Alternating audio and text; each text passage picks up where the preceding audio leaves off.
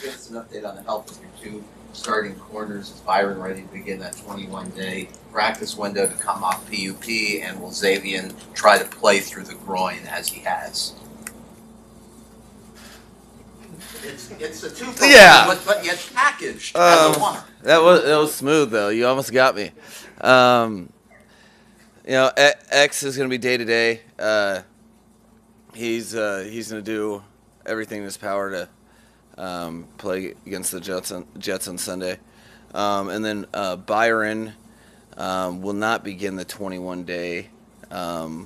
We're still going to take our time with it. It's not progressing as fast as we obviously had hoped from the spring into the summer, but there hasn't been a major setback or anything.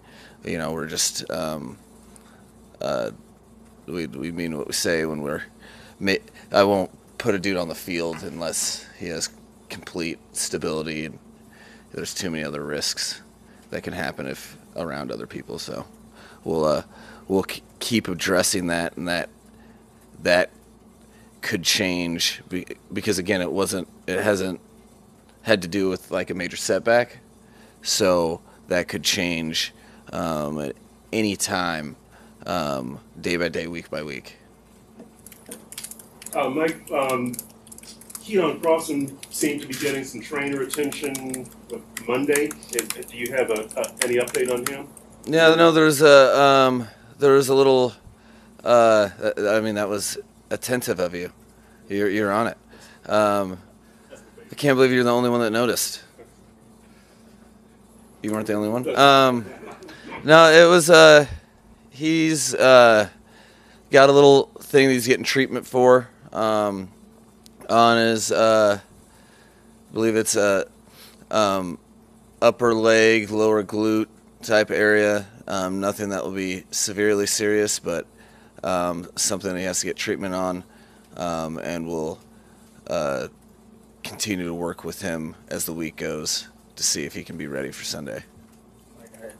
Over the weekend, I had seen something where Kevin O'Connell, a first coach like yourself, had said that after his first win, everyone had reached out to him to congratulate him after his first loss. And they got like 5 text messages. I was just curious, in the days that followed Thursday's loss, were you able to maybe lean on maybe any contemporaries, any mentors, especially given everything that's transpired on the team? Yeah, the cricket world is real. No, I think there's, I did get, as the weekend progressed, there was some texts from several peers that mean a lot to me. But, what kind of fool would I be if I would have taken this job and been like, a loss? Oh, adversity? I quit, So, me personally, the way I kind of look at the job is that there could be,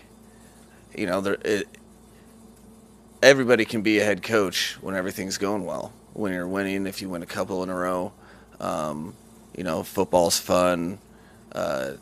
It's easy to lead, but the whole what this job is to me is coaching after losses and adversity in general. So, although, I'm not excited for the opportunity, I recognize it immediately as an opportunity and didn't take this job or didn't work to be in a position to be prepared to do this job with any delusion that stuff's not forefront. All the guys that I've learned from in my career, the ones that really stand out are guys that respond in losing streaks after a loss, after some adversity. That's the name of the game to me. So I did get some well wishes, but this was you don't know what it's going to look like. You don't know what it's going to be, but you know it's going to happen. And guess what? It will continue to. So that's part of the job for sure. Mike, we We've seen a lot of backup quarterback play already in the NFL through 4 weeks. How fortunate do you feel to have Teddy? Because whether it's salary cap reasons or others, a lot of teams aren't able to spend or have a caliber backup like the Dolphins. It's everything.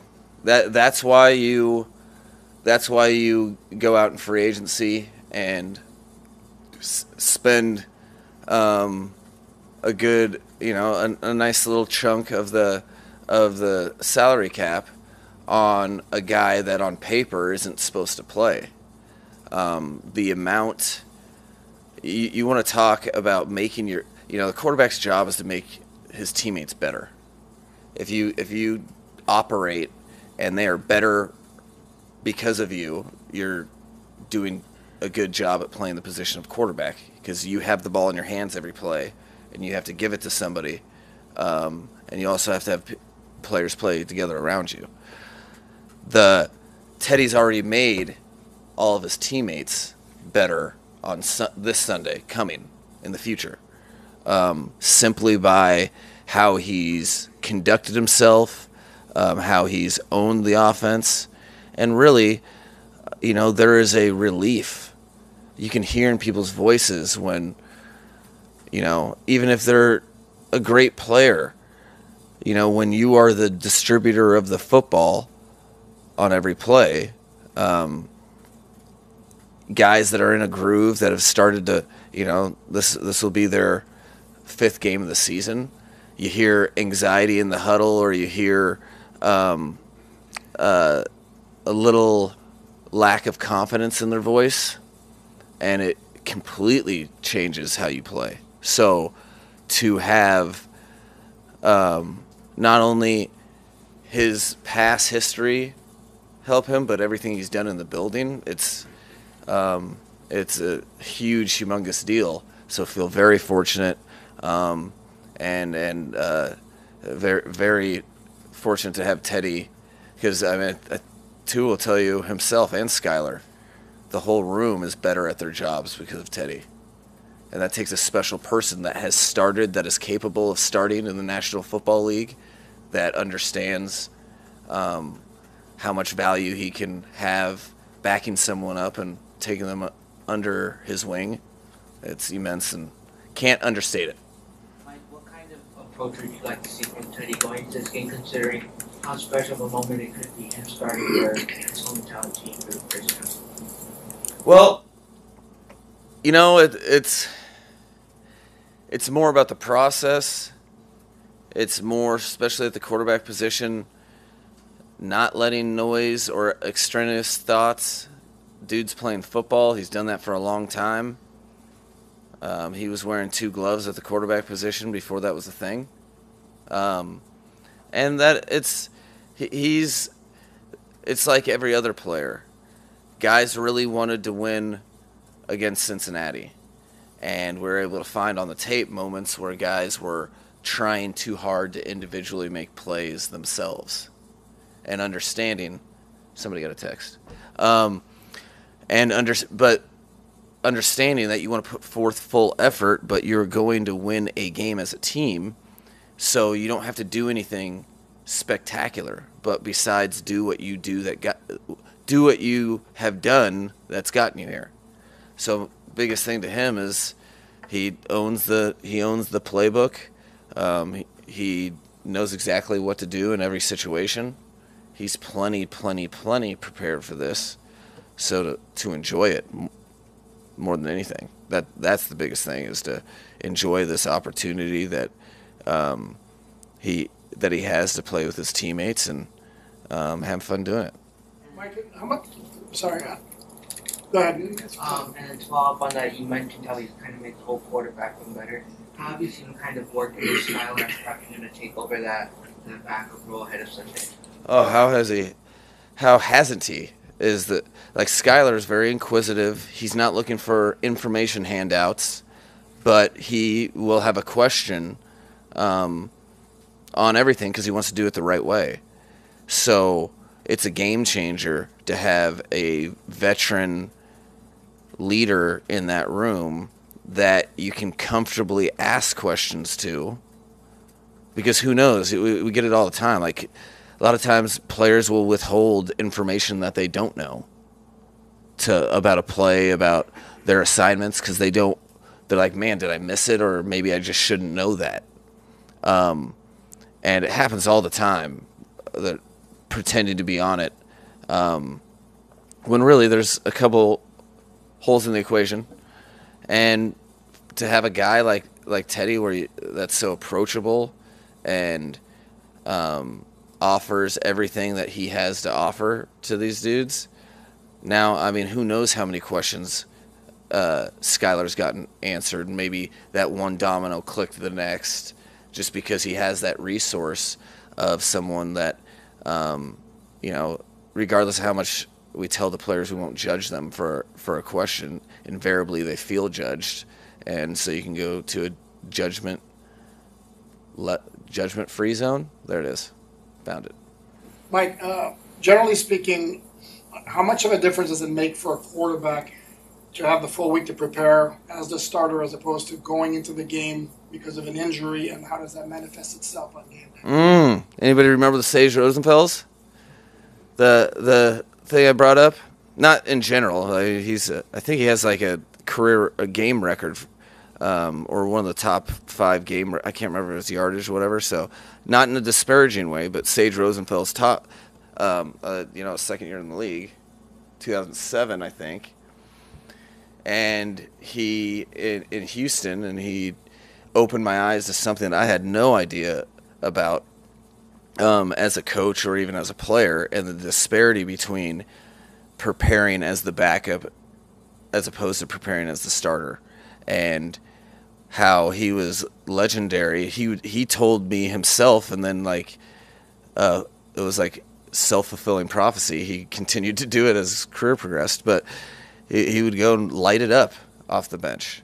But the weight, the production meetings, the interviews, the headlines, the loved ones reaching out, the people trying to get tickets to the game, these things add up, and these are human beings. So starting is much, much different than preparing.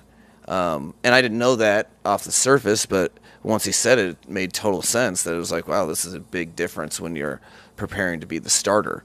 All the more important that Teddy relies on all of his training and where he's at. I feel very good about where he's at, and I think that he can minimize that distinction as best you can, because it is different, as I learned early and have witnessed since then my whole career. He also started a couple times years before with the Dolphins. That's what I mean. Yeah. So, and then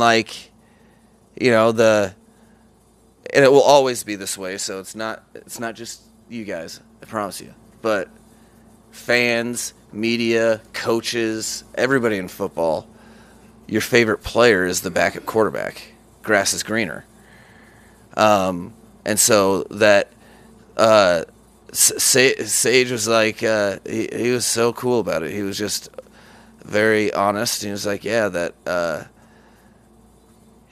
he when he was in Houston, he was like, yeah, this is a different deal. He was like, that's why I have so much respect for Matt Schaub, because of how he handles himself. Because it lighted up in practice, but you prepare for a whole week and know all the ins and outs of the game plan, and then all the different defensive things that can occur.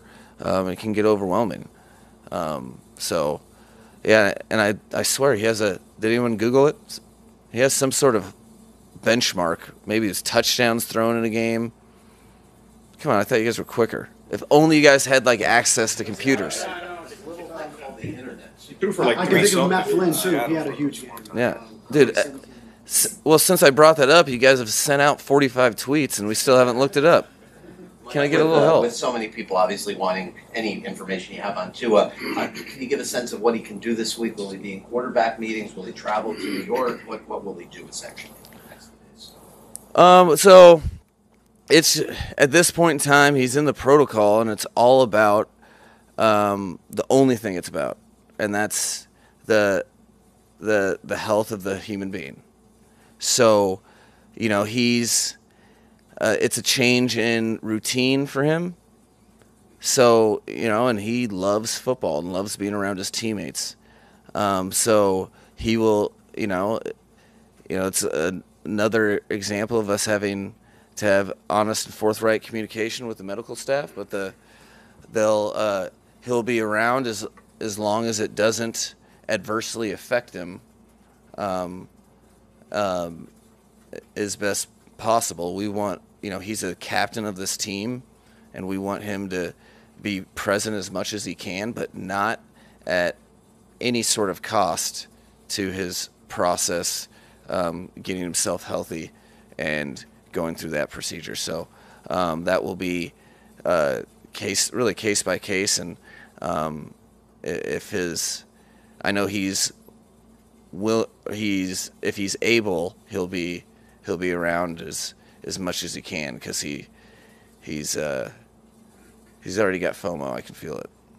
Mike, what's your There's relationship? been a lot of talk about optics surrounding Tua and his concussion. Did optics factor into at all in ruling him out on Monday so early in the week, or was it just clear medically he would not be ready by Sunday, even back then? Yeah, optics are to the team and the players, and the second that I start doing things because I think it's some answer that somebody else wants, that's to me that I'm failing at my job. My job should start and end at what's the best thing for the team and everybody involved. The players, and it will always be about individual players first, because that's in my title, it's coach. What does a coach do? You're supposed to coach players. It's the players' opportunity that we have to take best advantage of. So, no, that's not really my speed, I would say. I'm not I feel like it's very vital that the integrity of my position, that I stay true, right, wrong, or indifferent to whatever decision, but it's done for the right reasons, and I won't stray from that. Obviously, in your line of work, you can't pay credence to every comment, every bit of criticism said about you, but is it any harder to tune things out when people are suggesting something's wrong with your character, that you did something wrong here?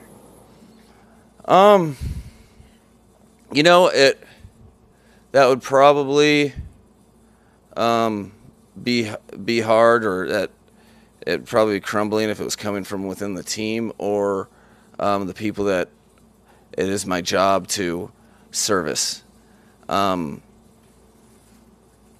mean, outside of that, it's actually quite the opposite.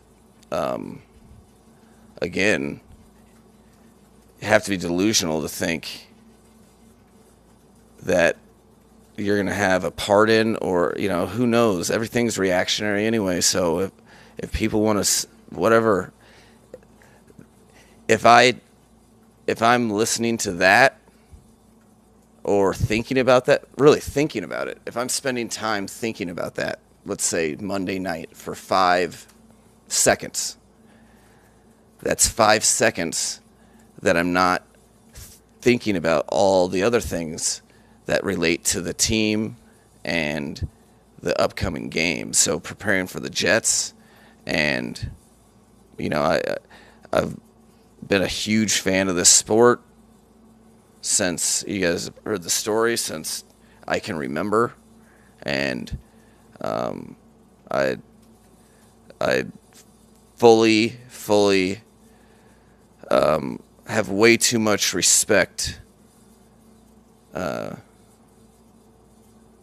for the game, for everyone involved, for everybody that's counting on me. That, I'm actually the anti-TO, I would say. Talk good about me, talk bad about me, just talk about me. I'd be cool if no one talked about anything. That's how I've been operating my whole career. But fully expecting that they're going to have all sorts of opinions, because that's the nature of the beast. That's what happens when you watch it and are a fan of it for your entire life. You see it happen over and over, and I mean, nothing, I guess, in that avenue would really surprise me. What needs to happen for the running game to get where you want it to be? Well, we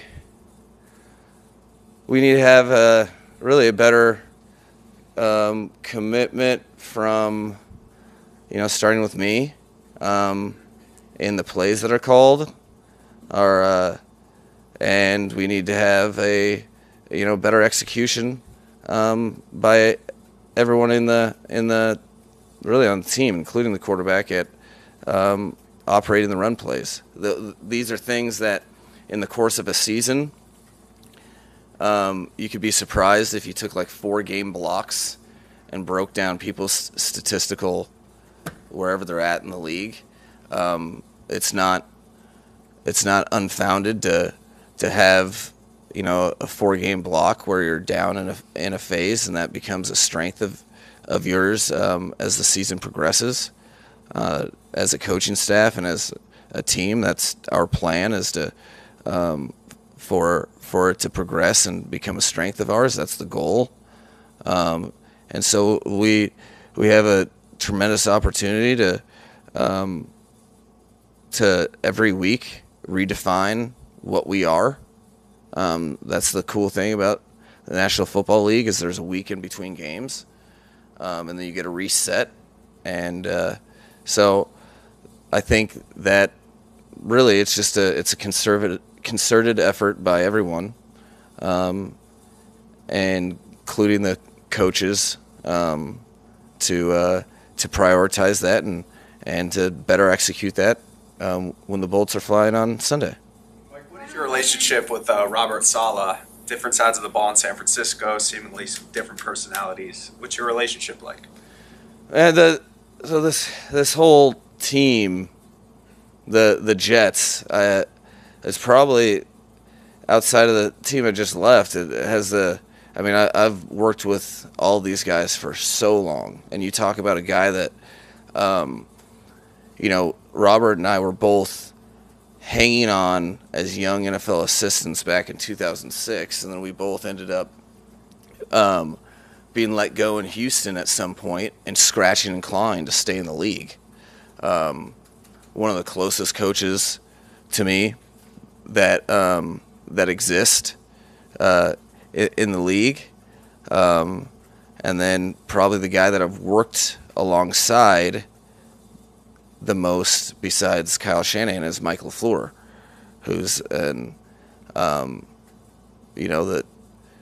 does an unbelievable job over there. That credit really hasn't been given to him, but I'm sure that credit is sometime in the future, maybe near, hopefully not too near, like next Sunday. But so Coach Saleh, very close. Mike LaFleur, very, very close. Jeff Ulbrich, the defensive coordinator, I'm very tight with.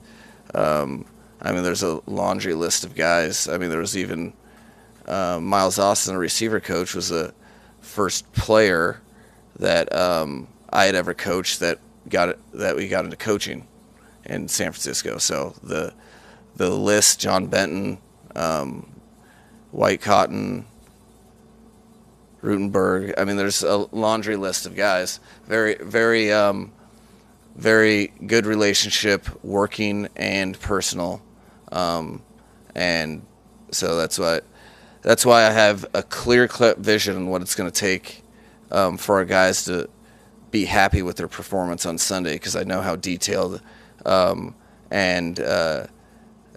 passionate and how much energy those guys and wherever they're at, New York, New Jersey, those guys are preparing for us today on Wednesday and for the rest of the week.